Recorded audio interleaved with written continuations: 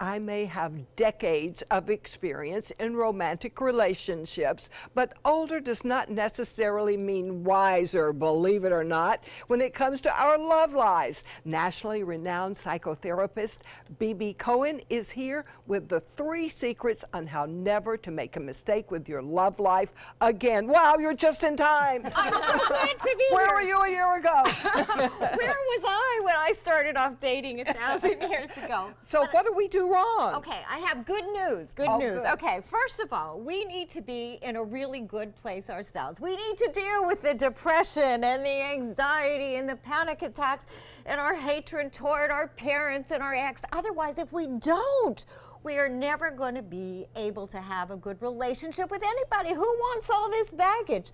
We need to do the work. So when patients call me for therapy, that's actually the first question I ask. I ask them, are you serious? Do you want to take care of your business? That's what I ask men. Are you serious? Are you serious? Right.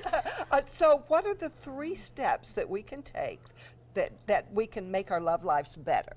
Okay, so we need to take care of our business. And then number two, the most important ingredients. And I say to people all the time, this is not romantic and sexy, but the 2 most important ingredients that actually make or break relationships are emotional communication and problem solving. Because if we can't resolve issues, if I can't tell you that I'm angry with you, I'm upset with you, and if we can go from A to B to C to D, so we need to learn how to say it, where to say it, how to say it, if to say it, and how to do all of this well. And these are the ingredients that will predict whether or not you are going to be able to have a good relationship long term. Is this like those little things like, you know, hey, maybe I didn't unload the dishwasher. How do we talk about this so it doesn't become in a year, you don't do anything? That's Exactly. just hypothetical, by the way. But that's a really, really good example, because it's these little things that tend to get under our skin. So I need to state it to you really nicely. Listen, sweetheart. But then they say you're nagging, because that's what I get. I over-communicate. Well, it's important for me that we share unloading the dishwasher every week, and I hope that's okay, because, you know, we're a partnership here, so we need to share this. And I've said it nicely.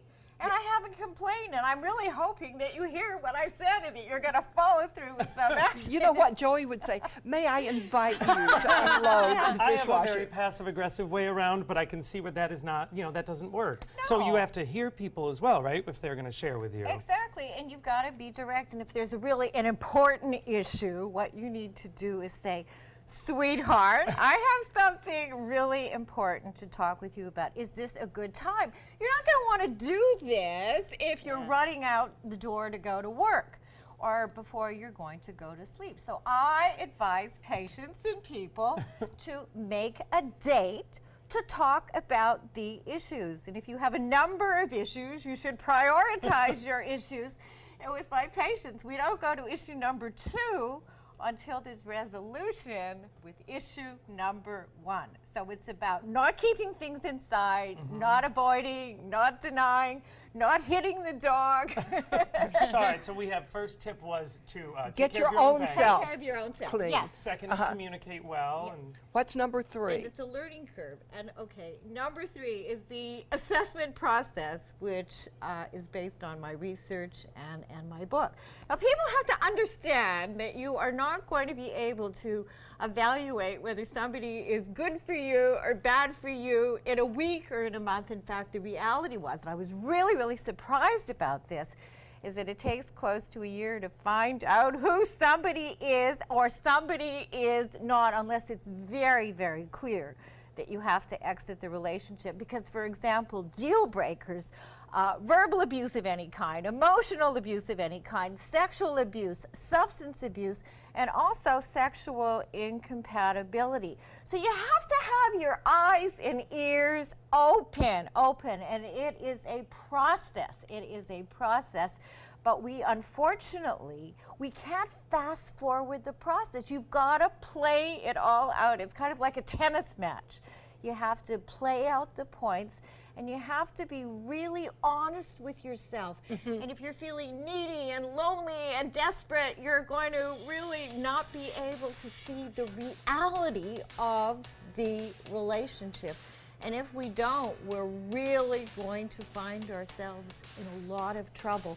So play it out, get your act together, have a learning curve for yourself when it comes to learning about emotional education. Okay, we'll ask you back in a year and see how we Okay. did. You can give us scores on how we did with our love life. Deal. Thank you so much, Bibi. That was fascinating. We're going to take your advice. And next we have a young Suncoast playwright who joins us to share his work. You can find out more about her on her website and get some great ideas.